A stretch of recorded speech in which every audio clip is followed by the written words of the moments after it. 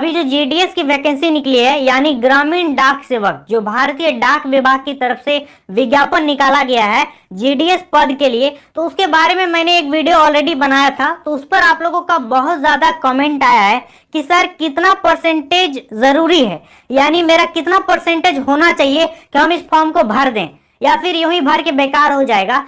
तो आज की इस वीडियो में आपको हम पूरा डिटेल देंगे कि आपका कितना परसेंटेज है तो आपको भर देना चाहिए, क्योंकि इस वैकेंसी में आपका किसी भी प्रकार का कोई एग्जाम होने वाला नहीं है। और हो सकता है कि आपका इतना मार्क्स था और आप नहीं भरे और उतना मार्क्स से सिलेक्शन हो गया दूसरे का, तो फिर आप बहुत पछताएंगे। तो आज की इस वीडियो में आपको हम पूरा क्लियर करके बताएंगे कि कितना परसेंटेज में आपको भरना चाहिए कि नहीं भरना चाहिए। तो आप लोग वीडियो पर अंत तक बने रहिएगा। तो देखिए, ये जो वैकेंसी निकाला गया है पूरे भारत में टोटल पोस्ट कितना है, 38,926 पदों पर यह वैकेंसी निकाली गई है। अप्लाई करो, डायरेक्ट मेरिट लिस्ट बनेगा, डायरेक्ट आपको फिर नौकरी मिल जाएगा।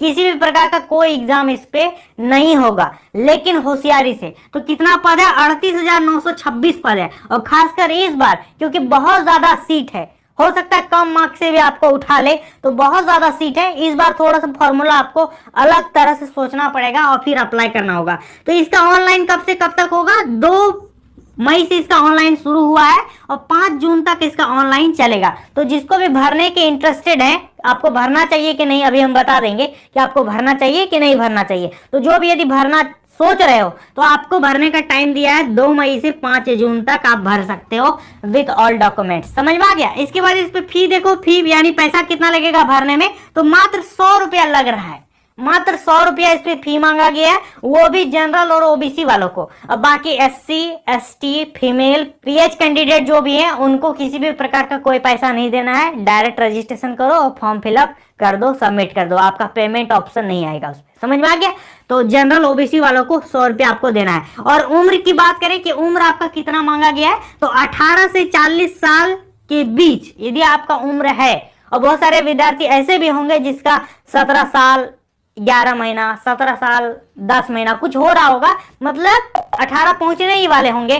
तो उनको हम बता देना चाहेंगे कि 5 जून को आपका 18 साल हो जाना चाहिए। यदि आपका उम्र 5 जून 2022 को 18 साल क्रॉस कर जाता है तो फिर आप इस फॉर्म को भर सकते हो। यानी 5 जून को 18 साल हो जाना चाहिए। 18 से 40, समझ में आ गया। 18 से 40 के बीच में यदि आपका उम्र है तो आप भर सकते हो। और बाकी एससी एसटी को 5 साल का छूट दिया गया इस पे, और ओबीसी वालों को 3 साल का इस पे एज रिलैक्सेशन मतलब उम्र में छूट दिया गया है। समझ में आ गया। तो 18 से 40 इसमें उम्र सीमा है। अब इसकी योग्यता की बात करें कि कौन भर सकता है, तो देखिए 10वीं पास। तो इस पे एजुकेशनल क्वालिफिकेशन दोस्तों सिर्फ 10th मांगा है, 10वीं पास। और विज्ञापन में कुछ भी नहीं लिखा है कि इतना परसेंटेज मार्क्स आपका होना चाहिए तभी आप भर सकते हो। कोई भी भर सकता है, जिसका 90% है वो भी भर सकता है, जिसका 60% है वो भी भर सकता है, मतलब कोई भी भर सकता है। कितना परसेंटेज मार्क्स है आप भर दीजिएगा, लेकिन जब वो मेरिट लिस्ट बनाएगा ना तो फिर मार्क्स के आधार पर ही बनाएगा। तो अभी हम आपको बताएंगे कि कितना में आपको भर देना चाहिए, नहीं भरना चाहिए।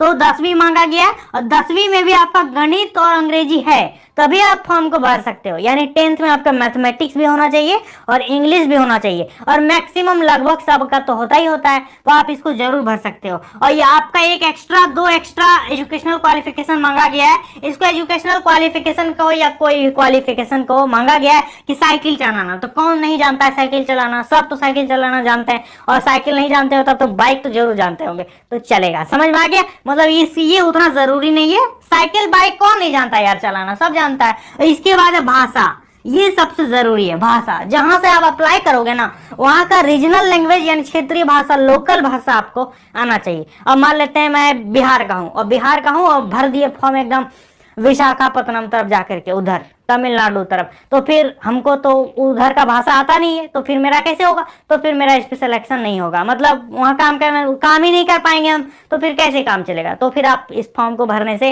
बेकार है, कोई फायदा नहीं। यदि आपको रीजनल लैंग्वेज, जिस एरिया से आप फॉर्म भर रहे हो वहां का लैंग्वेज पता है, तभी आप इस फॉर्म को भरिएगा। समझ में आ गया।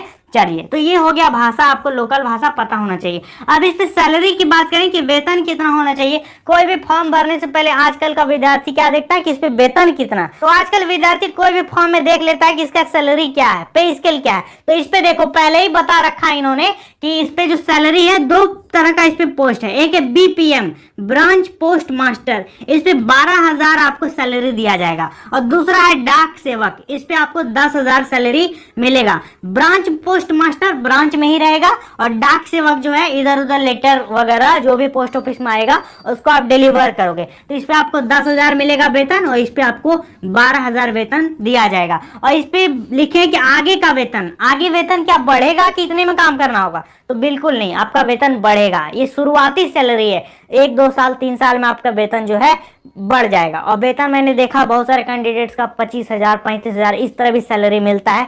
तो ये तो शुरुआती है, पहले ज्वाइन तो करो, इसके बाद आपका सैलरी बढ़ेगा। तो आगे वेतन बढ़ेगा, इतने में आपको नहीं रोकेगा, समझ में आ गया। इसके बाद कार्यावधि, आपको काम कितना घंटा करना पड़ सकता है? तो लगभग 4 से 5 घंटा आपको काम करना पड़ेगा। ज्यादा टफ काम नहीं है, उतना ज्यादा वर्कलोड नहीं है। आप गांव में रहोगे, ग्रामीण डाक सेवक, आप गांव में रहोगे, ठीक है, ज्यादा आपके ऊपर प्रेशर नहीं रहेगा। इसके बाद आगे की पढ़ाई, आजकल फॉर्म भरते समय विद्यार्थी ये भी दिखता है कि फॉर्म ज्वाइन करने के बाद आगे का पढ़ाई कर सकते हैं कि नहीं, क्योंकि हर किसी का सपना रहता है कि हम पहले कोई छोटा मोटा जॉब ले लेंगे, इसके बाद बीपीएससी निकालेंगे, जेपीएससी निकालेंगे, यूपीएससी निकालेंगे।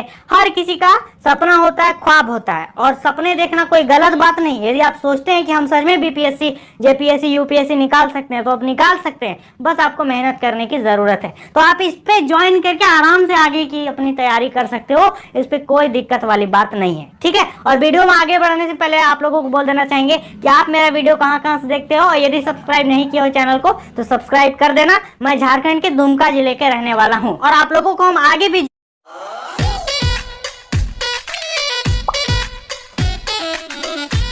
उसका अपडेट देते रहेंगे, ठीक है। चलिए यहाँ पर देखिए, आप चयन प्रक्रिया की बात करें तो देखिए चयन प्रक्रिया जो होगा दोस्तों, वो 10th के मार्क्स के आधार पर बनाया जाएगा। 10th के मार्क्स के आधार पर आपका सिर्फ और सिर्फ क्या देखेगा? 10th का मार्क्स देखेगा कि आपका कितना परसेंटेज है। आपका बोर्ड नहीं देखेगा कि ये लड़का सीबीएसई बोर्ड का है और ये लड़का स्टेट बोर्ड का है, तुलना वगैरह कुछ करने वाला नहीं है। आपका सिर्फ मार्क्स देखेगा कि आपका कितना परसेंटेज आया है, ठीक है, सिर्फ मार्क्स देखा जाएगा। इसके बाद मेरिट लिस्ट बनाएगा मार्क्स के आधार पर, और यदि आप मेरिट लिस्ट में आते हो, कट ऑफ को क्रॉस करते हो, तो आपको सिलेक्शन दे दिया जाएगा। तो ये है इसका सिलेक्शन का प्रोसीजर, समझ में आ गया। अब यहाँ पर मेन सवाल ये उठता है कि मेरा कितना परसेंटेज है, तो हम भर देंगे। तो देखिए इस बार जो सीट है वो सीट रखा गया 38,926, लगभग मान लो 40,000, 39,000 सीट है। तो इस बार सीट थोड़ा सा ज्यादा है, तो इस बार थोड़ा सा आपको सोचना चाहिए।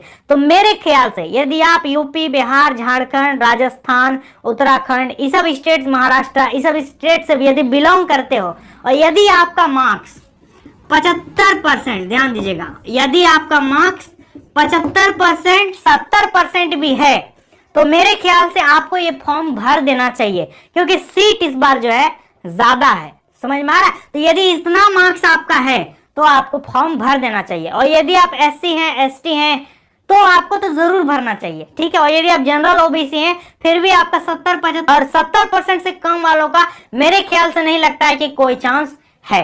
हो सकता है कि जहां से आपने फॉर्म अप्लाई किया वहां पर कोई नहीं भरा हो, आपका 60% है, तब तो हो ही जाएगा ना। लेकिन आजकल कहीं खाली रहने वाला है नहीं, तो आपका यदि इतना % मार्क्स है तब आप भर सकते हो और एक चांस ले सकते हो। लेकिन जो भी मेरे स्टूडेंट्स साउथ इंडिया से बिलोंग करते हैं, जैसे कि तमिलनाडु, केरल, कर्नाटका है ना, इस सब से, आंध्र प्रदेश से यदि आप बिलोंग करते हैं, तो उस सब में आप इतना में जरूर भरिएगा फॉर्म को, एकदम 100%। यदि आपका 65%, 70% भी मार्क्स है तो आप भरिएगा, उधर का कट ऑफ थोड़ा सा